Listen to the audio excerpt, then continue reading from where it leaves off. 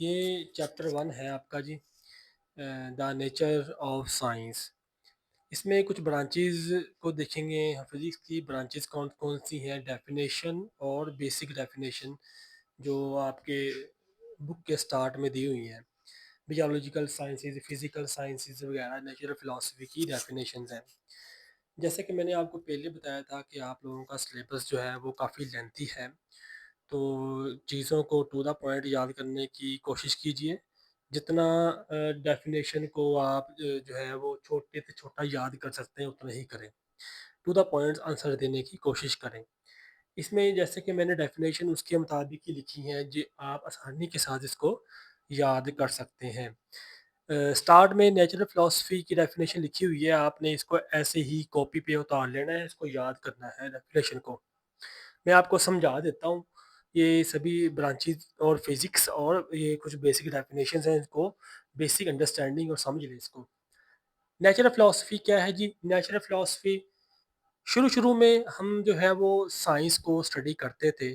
Science के अंदर जो डिसिप्लिन थे हमारे पास, लिविंग थिंग्स और नॉन लिविंग थिंग दोनों ही आते थे।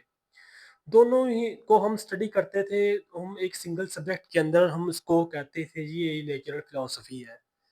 यानी कि नेचुरल फिलोसफी में हम स्टडी करते थे किसको?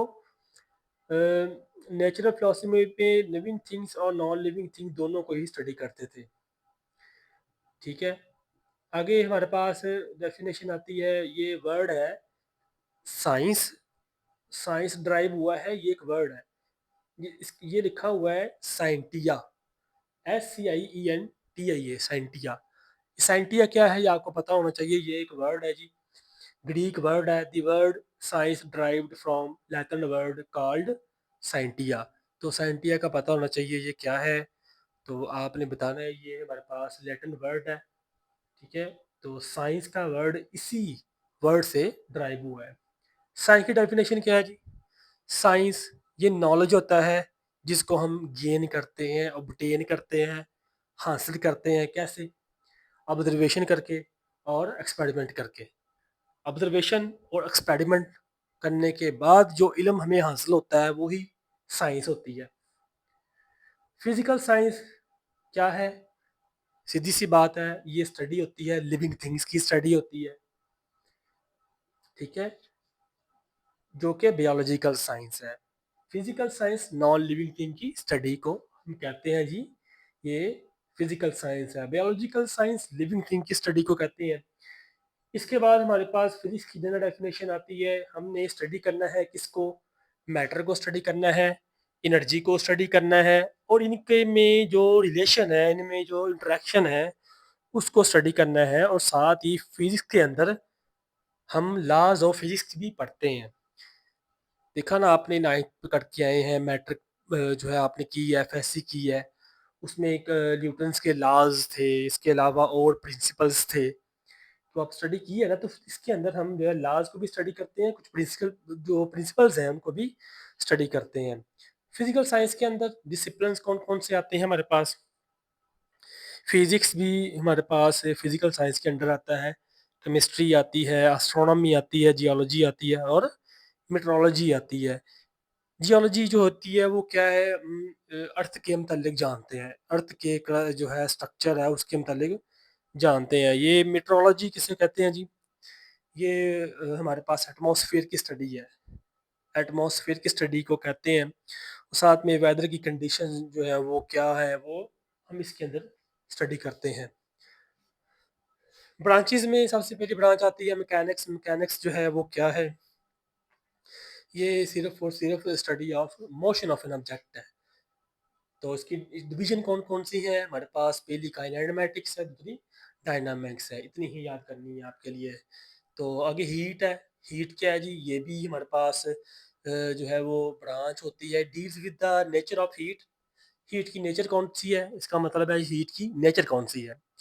और modes of transfer of heat, heat को ट्रांसफर करना है एक जगह से दूसरी जगह, तो उसके मोड कौन कौन से हो सकते हैं। आगे जो है हमारे पास हीट के इफेक्ट्स। हीट जो है वो क्या इफेक्ट छोड़ती है पीछे? Sound, it deal with the sound waves. Sound है तो साउंड वेव्स आएंगी।